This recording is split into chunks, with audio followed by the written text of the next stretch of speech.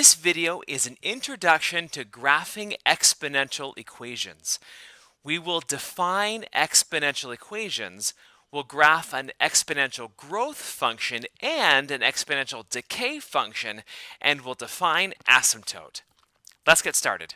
You are probably aware that an equation has an equal sign. Okay, an exponential equation is an equation where the variable is in the exponent, which makes a lot of sense. It's an exponential equation, so the variable is in the exponent. Okay, here are two pretty simple exponential equations. We have y is equal 2 to the power of x. Again, the variable is in the exponent, so it's an exponential equation. And we also have y equals 1/2 to the x. Again, the x is in the exponent, so it's an exponential equation. Okay, so before we begin graphing these two exponential equations, let's first think through what a table would look like using some of our exponent rules from the previous video. All right, I will first focus on this left side, this y equals 2 to the power of x. So if x was -5, then we have 2 to the -5th power, and we know from our exponent rules that negative exponents mean I can rewrite this as 1 over, and then you change the sign of the exponent, 2 to the 5th, and 2 to the 5th is 32. So I have 1 over 32. Similarly, for 2 to the -4th, I can change the sign of the exponent by changing which side of the division bar it's on. So 1 over 2 to the 4th is 1 over 16. Okay, and the same carries down for the next few negative exponents. Okay, we come down to 2 to the 1st power is just 2. 2 squared we know is 4, and I'll just continue this down. All right, on the right we have 1/2 to the power of x, so let's look at those for different x values. If x is -5, we have 1/2 to the power of -5. Using the power of a fraction rule, I can think of that as 1 to the -5th over 2 to the -5th, okay? And then using the negative exponent rule, I can switch these, and I have 2 to the 5th over 1 to the 5th, and 1 to the 5th is just 1. And so I get 2 to the 5th, which is 32.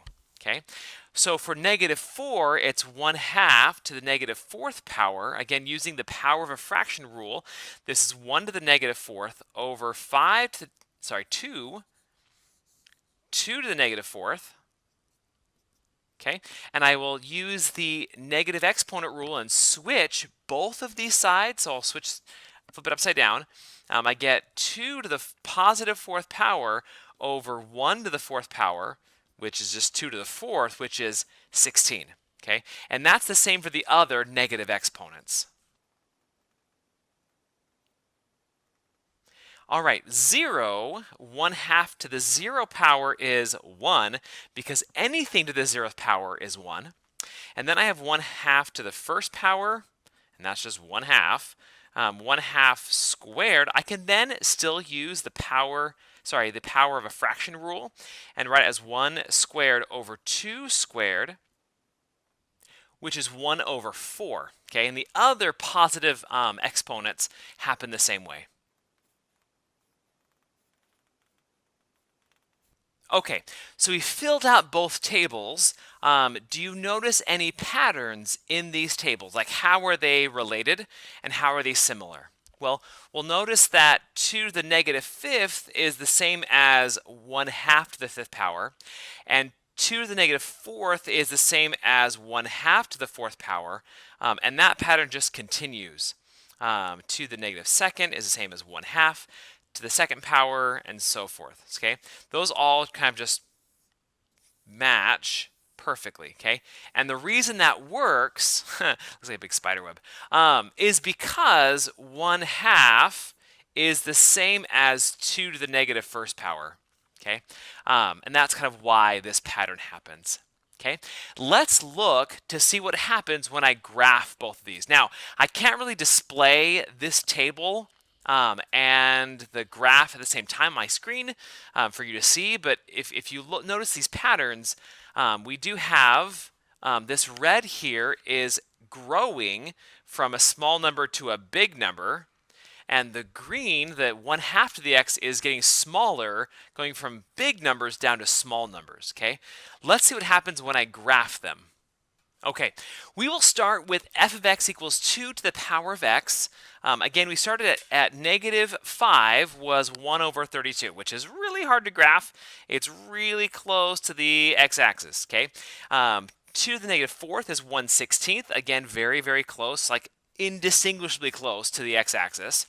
-3 is 1 to the 8th. Again, not really noticeable as far as different from the x-axis to 0, because on a graph, like, it's super, super small.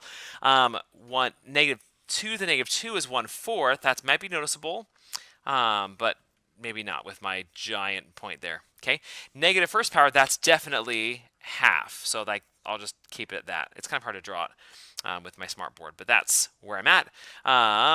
At 0, I'm at 1. Okay, at 1, I'm at 2.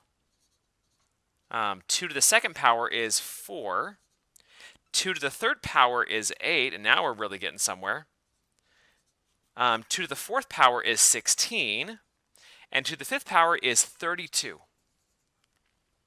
Okay, so what that might look like if now this is not a discrete function.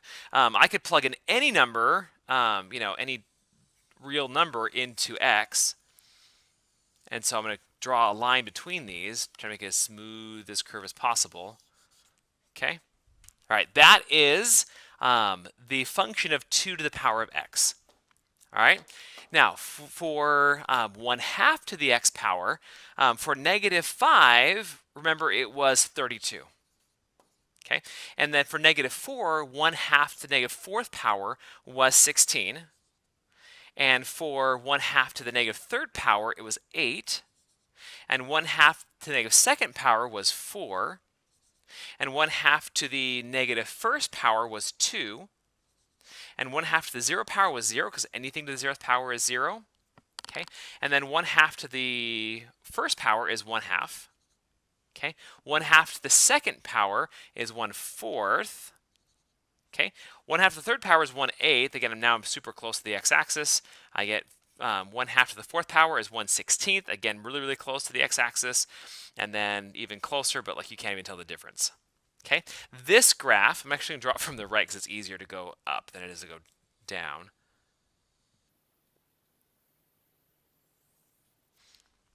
Again, it's continuous because I can plug any number in here and not just whole numbers.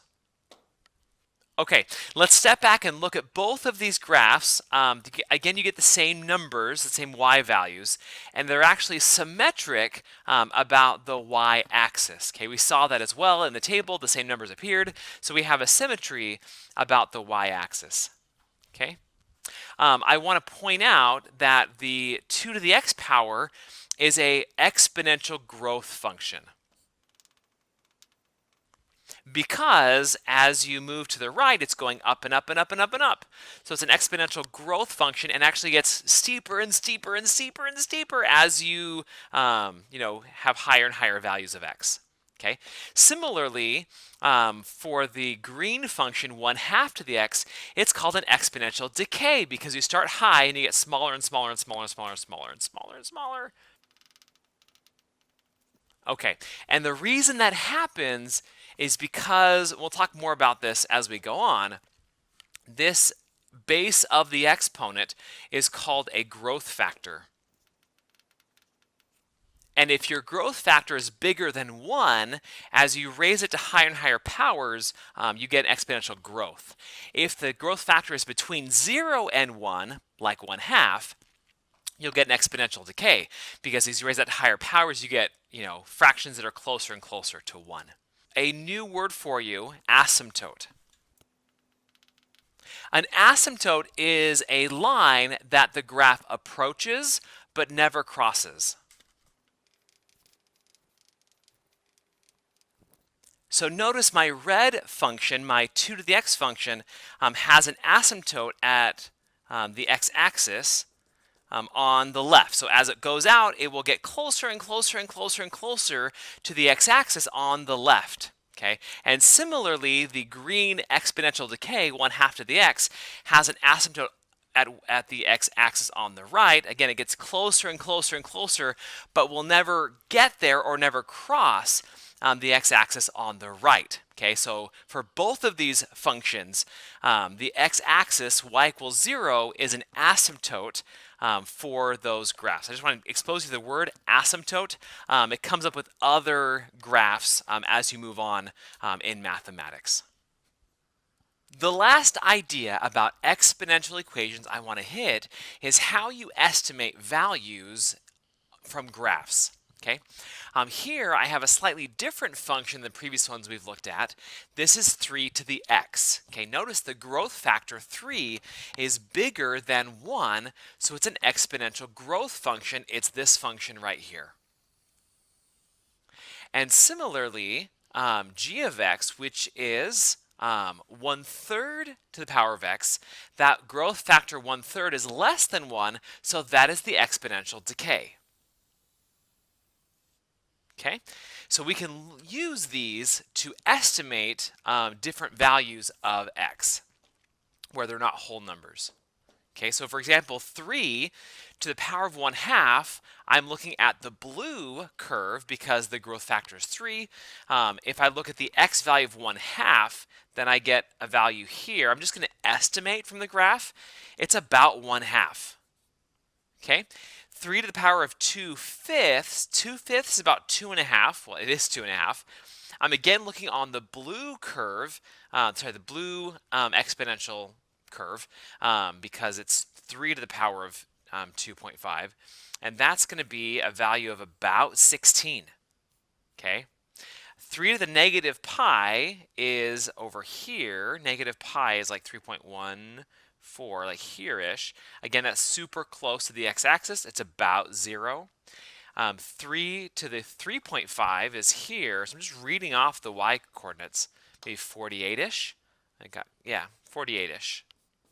Okay, you can read those off the graph, and that's one way to estimate the value of the expressions.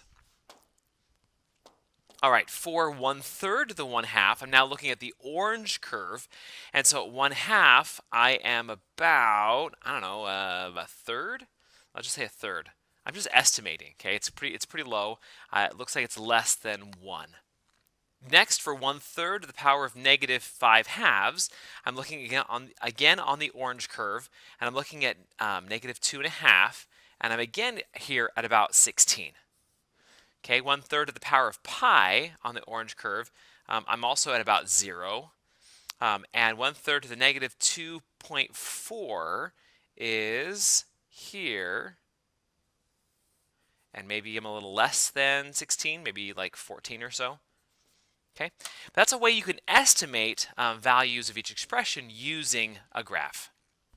Okay, this video was an introduction to graphing exponential equations. We defined exponential equations as equations where the variable is in the exponent. We graphed exponential growth and decay functions, and we defined asymptote. Thank you so much for watching.